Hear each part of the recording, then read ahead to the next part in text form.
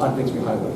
Another mandatory requirement is that you have permanent physical access to a public right-of-way.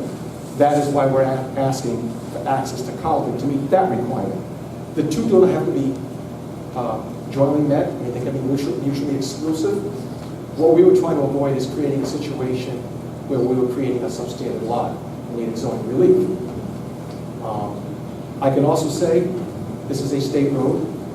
I think it'd be difficult. I'm not saying it's impossible. I think it'd be difficult to get DOT to offer a driveway just for a residential lot. I'm sure DOT would prefer to see access off of an alternate public right-of-way if there is one, and in this case there is.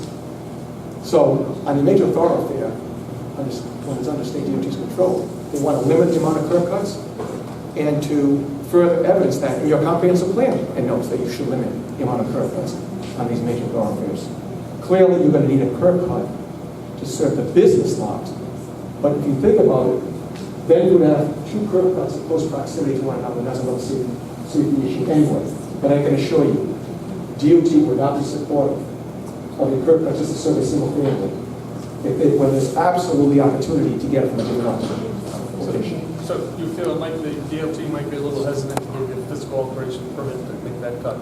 I think they would be, especially when they understood that there's opportunity and access for the different alternate. That because of then you're putting more curb openings, more traffic flowing directly onto the major thoroughfare. So it's proximity of curb cuts, it's more access points. DOT would be more supportive of this. I feel quite confident. When I'm looking at the existing plat for lot 144, 4.45 acres, I understand what you're trying to do. Somewhere there is language in our subdivision regulations that there is a preference to have a 1-to-2 ratio, or what we're trying to avoid are pork chop lots, dog leg lots. This to me looks like one of those. You're talking about the requirement that the lot width, the lot depth ratio should not be more than 1 to 2.5. That's typical in most ordinances. So what that takes into consideration is the width ratio to the depth ratio. Yep. That ratio would not change, even if we square this off more, because it would still be the same requirement, the lot width and the lot depth. The only thing I can offer to you is that would not necessarily not meeting that requirement. What I would offer to you is it's a uniquely configured lot. I know that most subdivision regs require that properties be rectangular or as rectangular in character. Honestly, if you had asked me, but it's not my call, it's the planning board's call, I have no control, is I would have thought you want to square this lot off this way, create did that.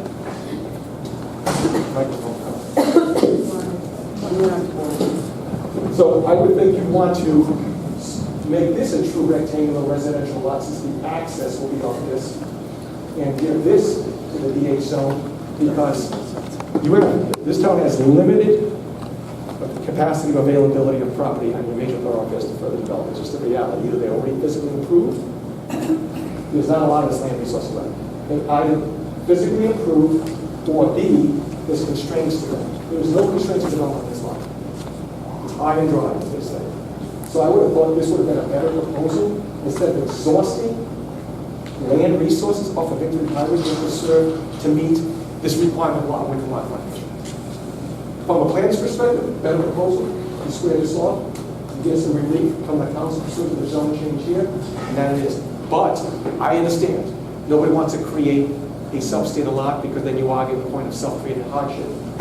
Clearly, the property owner wants to do everything right in accordance with what the town's wishes and desires were. That's why you created a compliant lot, albeit it's oddly configured. Oh, I'm sorry. Well, I did. I said that. I mentioned that too before. The sewers are located right here next to gators. Once again, it was one of the requirements I previously stated, that the infrastructure be in place for highway business, and they will be extended. But as a planner, I'd rather see this, but I understand that boards and commissions don't feel comfortable creating situations that are counter to their regulations. The reality is, it's zoned residential, and no one's going to buy that land to put up a house. This one? Well, No, the front, where it is. No, this is all the same parcel. No, I understand that, but what we're looking to change to business highway Yes. is zoned residential right now. Right now, this whole parcel is zoned residential. Correct. Right, so. But the reality is, do you think someone's going to go build a house on that frontage, on the main road, with the chain link telephone service? Is that what's But that's, there? yeah, but that's not the proposal. No, I understand that, but I'm making the point for you why to change No, it to right. business highway. No, right. Right, so regardless of how you configure this, a house lot will be put somewhere, but more likely it'll be put off closer to Carlton Avenue, because But it doesn't have the frontage. I don't know on what the single car. family homeowner, unless it's a situation that already exists, it's a pre-existing condition. But under today's understanding, planning, nobody wants to have to constantly ingress and egress onto a major thoroughfare. They'd rather move to a back road and then come out. Especially since in most residential condition situations, you're egressing in a rear fashion, not in a forward fashion. That's why driveways associated with residential developments is the only condition situation where you can egress in a rear fashion. No such condition exists with a commercial industrial development. That's why you require the appropriate idle widths and ability to egress always in forward motion. So you're correct. No one's going to place a house here. That's why I thought this would be more appropriate to say. I wasn't involved in this. That's why I'm kind of being leery and going that would be a better design, but this is what the planning board agreed to and approved, and that's why we're asking you just to have this portion be zoned to the DH.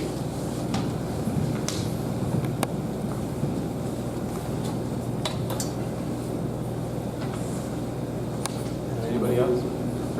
It's no wonder everybody hates dealing with government. It's so silly that you had to make this funky piece of land look like this just to meet these standards. It doesn't make any sense that this piece of land would be shaped like this. I also think it exhausts this land acreage here for the town's benefit, to generate taxes. Remember, the issue with buffering can always be imposed just from a setback and maintaining buffering of trees and so forth. But I agree with you. It's bizarre the way it's shaped. It's silly. It's bizarre, but it's been approved.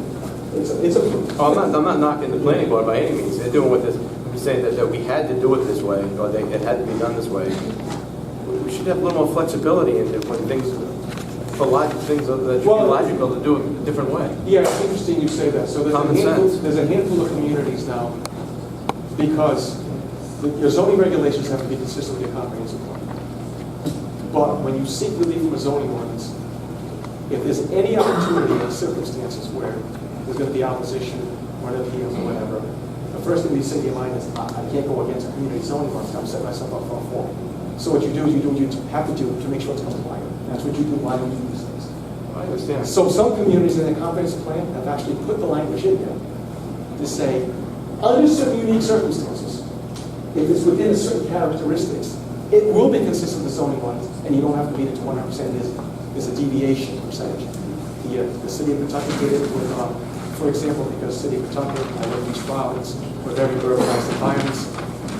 We have regulations where we make you buy a 5,000 or 10,000 square foot lot, where every lot in the neighborhood is 4,000. So the guy remaining says, why do I have an 8,000, a 5,000 requirement? I have 8, everybody else is 4. Why do I have 3? So communities are starting to realize this consistency with character. We need to get away from these hot, black and white regulations.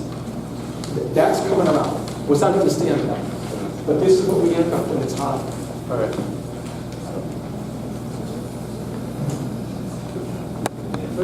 One little thing, before Tom takes over. And this is more for the benefit of, again, the neighbors and folks. You probably do know this neighborhood and this particular site. Mr. Pimentel just talked about buffers, etc. Those of you who know this parcel, you can see on this map, which has the topography, this is the highland, and then it slopes down to the rear. Where any future development is logically going to occur is at the front portion near Victory Highway. It's not really practical to have development so much to the rear because it does slope down.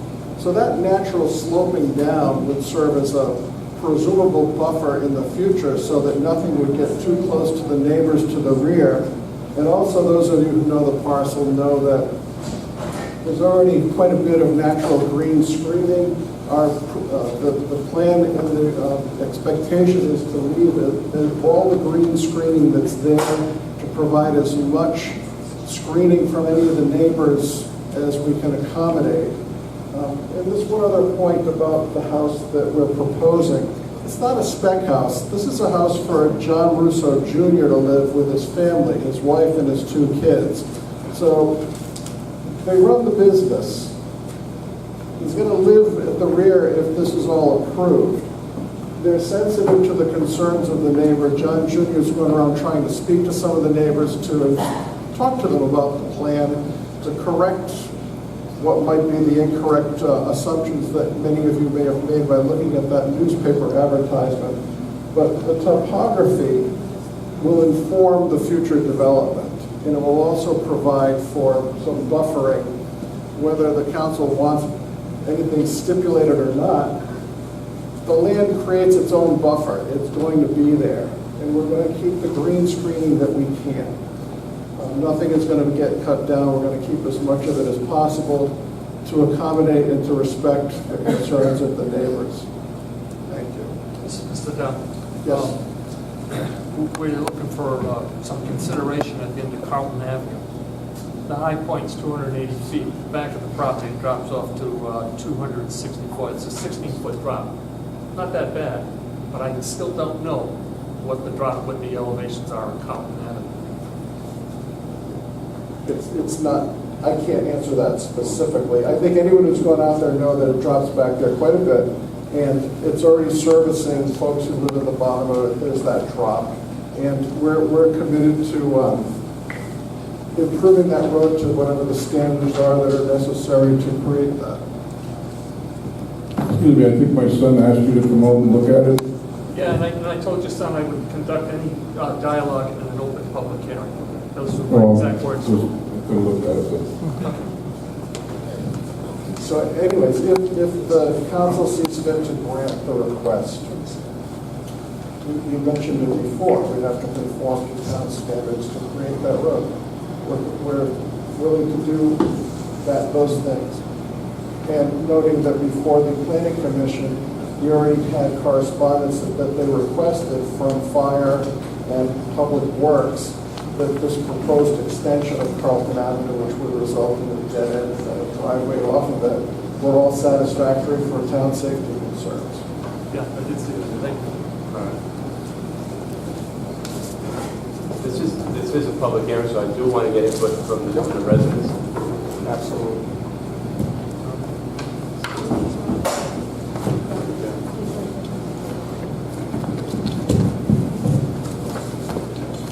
Mr. Kravitz, do you want to say anything before I open it up?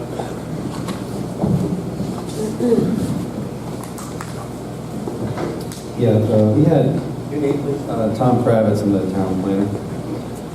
I had these very conversations with Mr. Russo when we met with the administrative lead. We had them before the planning board, the shape of the lot. We had the same conversation. To expand the commercial tax base, accelerate the approval. It was his desire to go to one board and not two. That's why the lot was created that way. If you square it off, like Mr. Pimentel suggests, of course, that means you go to the zoning board, try to get relief to make frontage. If that's a condition that the council wanted to make because of the shape of the lot, you could do that. But I think that the planning board, in the discussions we had, they were looking at the theme of the land use. The notion of putting a residential house kind of continues that theme of residential along Carlton, and then the zone change continues the theme of commercial up along Rickey Highway, where it should be. So that's kind of generally what they were thinking.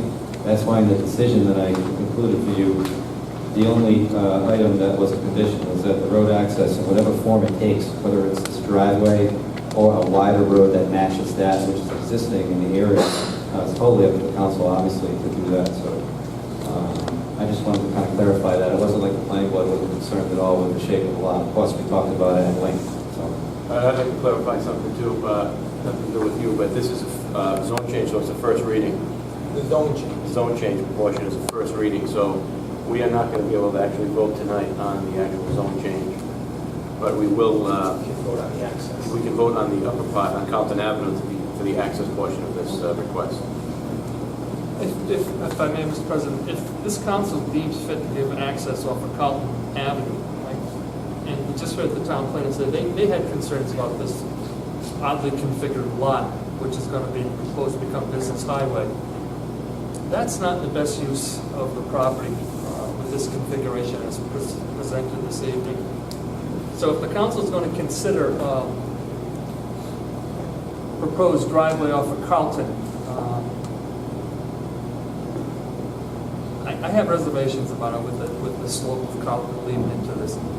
If that parcel were squared off, it would give more buffer to the residents of Carlton Avenue. I don't know if Mr. Kowal is here or not, but he's in a butter on Victory Highway. These people's concerns have to be taken into consideration. The lot itself is probably one of the goofiest lots I've ever seen proposed. However, they did what they had to do to make it conform. It would be nice if they could square it off, and then we would look at the possibility of granting the driveway off of Carlton. But that's just me. But if they square it off, they're going to be cutting out of the business portion. That's that much less commercial use they're going to get out of that piece of property. Well, it depends on setback from the road itself, what they could do before it abuts that residential parcel. I don't have that plan, but Mr. Pimentel was right saying maybe it should have been squared off. So, I don't know. Just my Is fault. there any objection to open up the public discussion? No. Make a motion to open it up. Anybody from the public wish to be heard on this matter? Sir, come on up.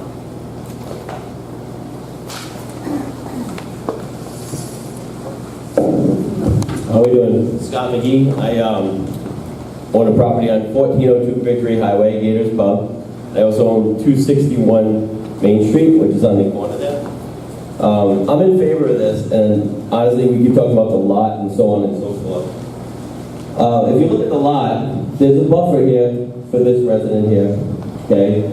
John's house in the back. Sir, I can't hear what you're saying. You need to, little John's farther, house in the back. A little farther away from the microphone. Oh, I'm too close. John's house in the back here with access through Carlton makes total sense. I work for Remax too, not that that matters that much, but it does. I've been doing this for 14 years. We've seen odd-shaped lots like this before, and that's literally just so they conform. I know it doesn't make sense, but in this case, this person's getting a buffer on this side, on 102. 102 is a highway, and unfortunately, when you buy a house on a highway, you're going to get some noise. John Russo, little John, living back here, I'm worried about that because he's a pain in the butt to me at Gators. Like, he wants to make sure the noise keeps down.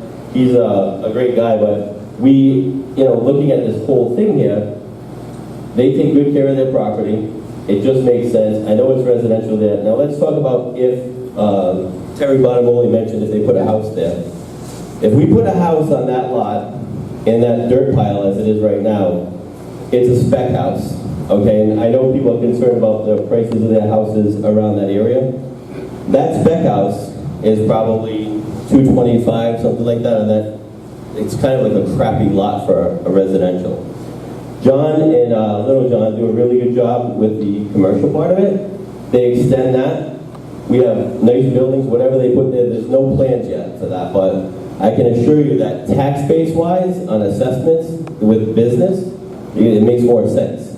And it's not really affecting anyone. And you got John in the backyard to be like a watchdog back there too. So that's my opinion. I think it makes more sense for the town, just for tax money in general, because if you're putting a little spec house, no one's going to build a McMansion on that front lot on 102. So, in my opinion, I get kind of like 2 votes because I have each corner there. I would approve this. Thank you.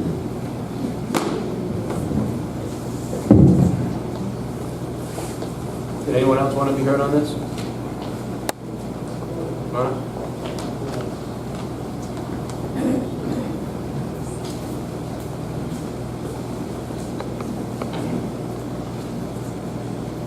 Hi, I'm Mary Valley. I live 13 Sunnycrest Avenue. I am against this, and I apologize. I'm a lousy public speaker, so I'm not even going to be following my notes right. I understand why they want commercial. However, all the people in our neighborhood, they value the fact that it's not commercial. They don't want it to become commercial because of the way the area is. We have the neighborhood, business neighborhood, which is kind of congested now. We have a lot of traffic on 102 in the morning when I go to work at 7, and when I come home at 3:30, 4 o'clock. It's horrible getting in and out of the street. So we're looking at more traffic. We're afraid of the creeping crud of the businesses being there. And of course, also I happened to listen to the town meeting, and he was talking about the noise buffer. Well, I heard what's going on with Stop and Shop.